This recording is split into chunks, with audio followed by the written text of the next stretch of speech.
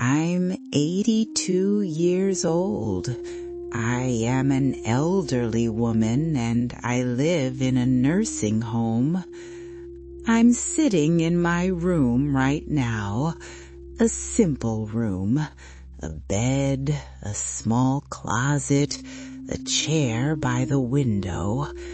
Nothing here is truly mine anymore, except the memories that still stay with me. The hallways are long, still stay with me. The hallways are long, quiet most of the day. Sometimes I hear slow footsteps, sometimes a door opening. Most of the time, just the clock reminding me that time doesn't hurry anymore. It was here, inside this nursing home, that I learned a truth no one told me while I still had choice. When I was younger, my life was full of responsibilities, tasks, people depending on me. I was a mother, a wife, a worker, a caregiver. Like many women, I woke up before everyone else, made breakfast, packed lunches, got the kids ready for school. Then came work, traffic, exhaustion, bills. I came home thinking about dinner, laundry, everything that still needed to be done. I used to tell myself, this is normal. This is what women do. And I kept going. My children grew up inside that routine. I saw them every day, but I didn't always truly listen. How many times did they want to talk? And I said, not now. I'm tired. We'll talk later.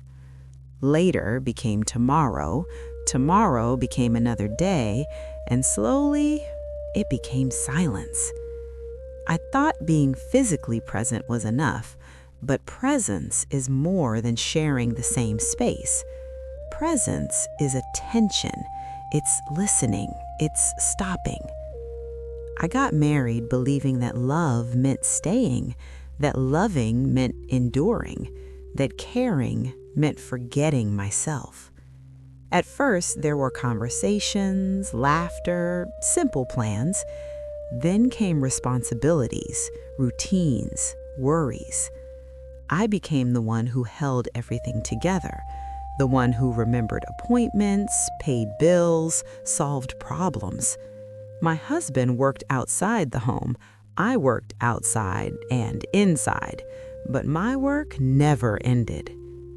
When something hurt me, I stayed quiet.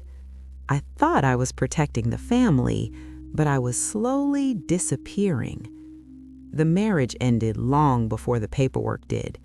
It ended in silence, in meals without conversation, in feeling alone while still together. When the divorce finally came, it wasn't shocking.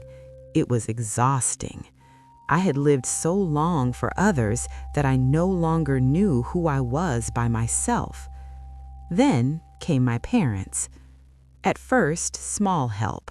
Then medications, doctor appointments, sleepless nights. I took care of them the same way I took care of everything in my life, without complaining, without asking for help, without stopping. I took one parent to the doctor, went home, took care of the children, worked, then went back to check if everything was okay. I told myself, they took care of me, now it's my turn. And it was. But no one took care of me while I was taking care of everyone else. When my parents passed away, what came after wasn't rest. It was silence, a heavy silence mixed with guilt for feeling relief. People don't talk about that, but many women feel it. Today, here in the nursing home, my days start early, not because I want them to, but because my body wakes up on its own. I have breakfast at the same time every morning. I sit at the same table. The faces change, but the stories are the same. Almost every woman here was strong, a devoted mother, a present wife, a tireless caregiver. They all say something similar. I don't know where I went in the middle of all this. Few receive visits. Some still wait.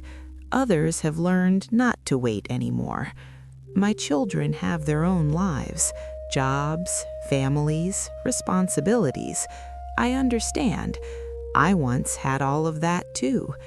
At night, when the nursing home becomes quiet, memories are louder than they are during the day. I remember the conversations I postponed, the hugs that could have lasted longer, the loving words I kept inside because it wasn't the right time. The time passed, and it didn't warn me. The truth I learned too late is simple, but heavy. Living for others can teach you how to disappear, not because no one loved you, but because you always placed yourself last. I thought recognition would come later, rest would come later, care would come later. Later never came. If you are a woman who feels constantly tired, who holds a marriage together, a home, a family, who takes care of children, aging parents, everyone, please listen to this gently. You don't have to disappear to prove love. You don't have to suffer to be good. You don't have to carry everything alone.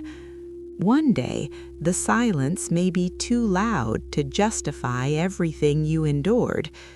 I'm 82 years old, and I say this while looking out the window of my room in the nursing home.